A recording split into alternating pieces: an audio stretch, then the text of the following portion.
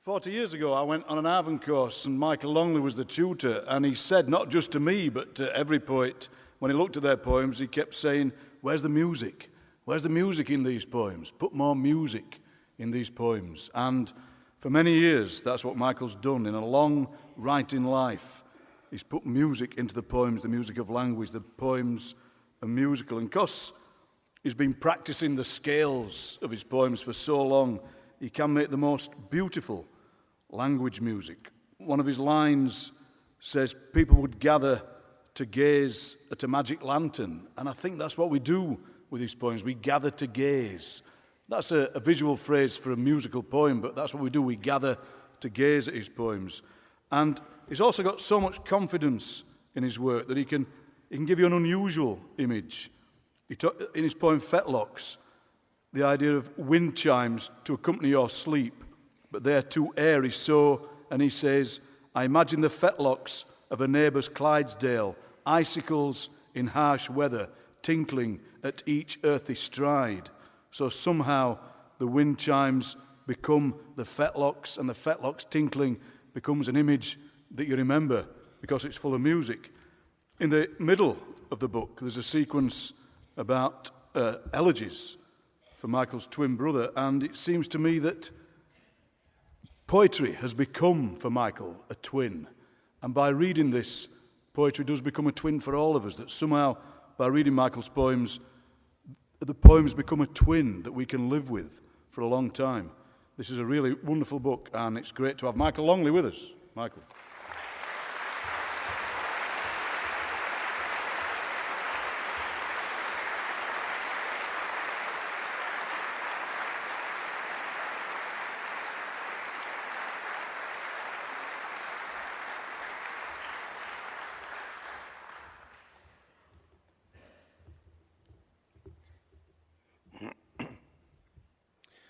I'm going to read 5 short elegies from the Stairwell, and I'll introduce the first 2 together.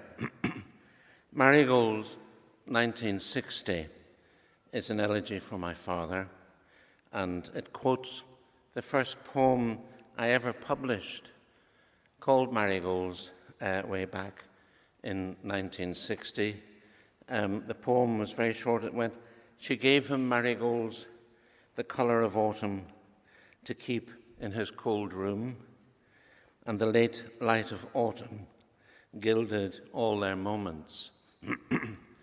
And I draw on that in this poem. And the second one is called Boy Soldier, and in it, Homer enables me to commemorate the centenary of the start of the Great War.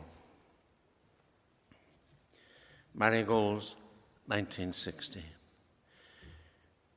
You are dying, why do we fight? You find my first published poem not worth the paper it's printed on, you say. She gave him marigolds. You are dying. They've cut out my wished. I have to sit down to wished like a woman. Marigolds, the colour of autumn. I need to hitchhike to Dublin for Trinity term. I'll take you part of the way, you say, and we can talk if you like. And we talk and talk as though we know we're just in time. A little bit further, you say, again and again, and in pain. A few miles from Drogheda, you turn the car. We say goodbye, and you drive away slowly towards Belfast and your death, to keep in his cold room. Look at me now on the Newry Road, standing beside my rucksack. Och, Daddy, look in your driving mirror.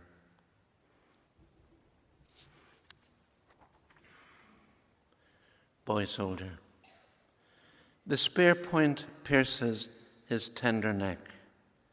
His armour clatters as he hits the ground. Blood soaks his hair, bonny as the graces, braids held in place by gold and silver bands. Think of a smallholder who rears a sapling in a beauty spot a burn burbles through. You can hear its music close to your home. Milky blossoms quivering in the breeze. A spring blizzard blows in from nowhere and uproots it, laying its branches out.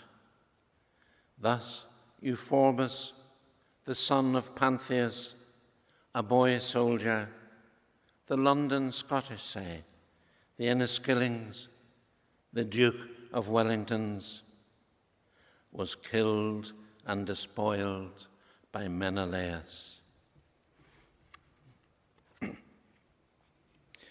The second part of the stairwell consists of elegies for my twin brother Peter, and I'll end with three of these elegies. In the last of the three, in the birthday, I lament Peter in terms of the County Mayo landscape and its place names. And the last word of the poem and of this reading is Duach, the Irish word for a sandy plain.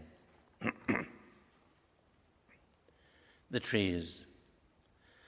I dreamed we were cutting down the trees of childhood.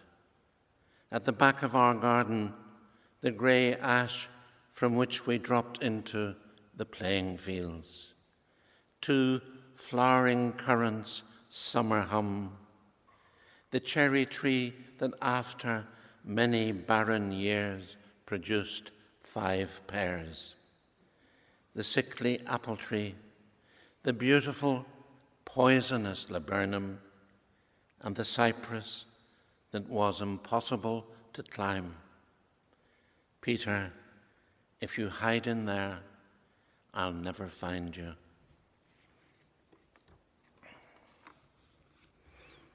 The feet for Catherine.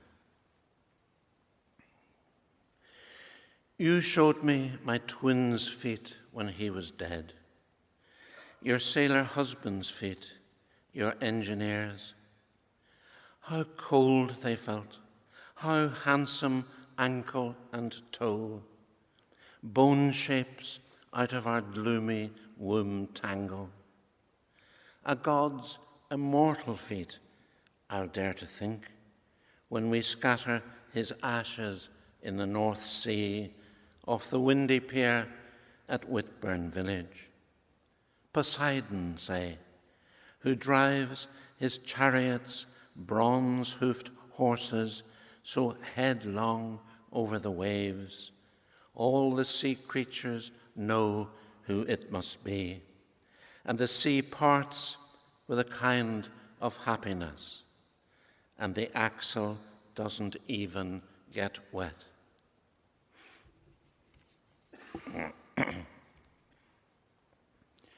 The birthday. This is our first birthday without you, my twin, July the 27th. Where are you now? I'm looking out for you. Have you been skinny dipping at a larren where the jellies won't sting? Or in the lake among the reeds and damselflies? Sandwort stars at your feet, grass of Parnassus in bud. This year, the residential swans have cygnets, 4 of them. They won't mind you splashing.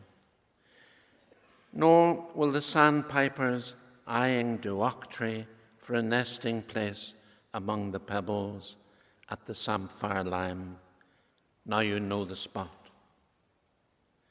Choughs flock high above their acrobatic cliff face and call to you antiquated expletives, pshaw, pshaw, pshaw. Again and again, I mention the erratic boulder because so much happens there.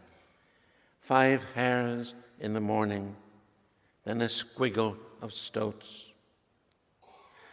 I've boiled organic beetroots for supper. Will your pea be pink in heaven? Oh, the infinite gradations of sunset here. Thank you for visiting Corrigsky 1. Don't twist your ankle in a rabbit hole. I'll carry the torch across the Duach.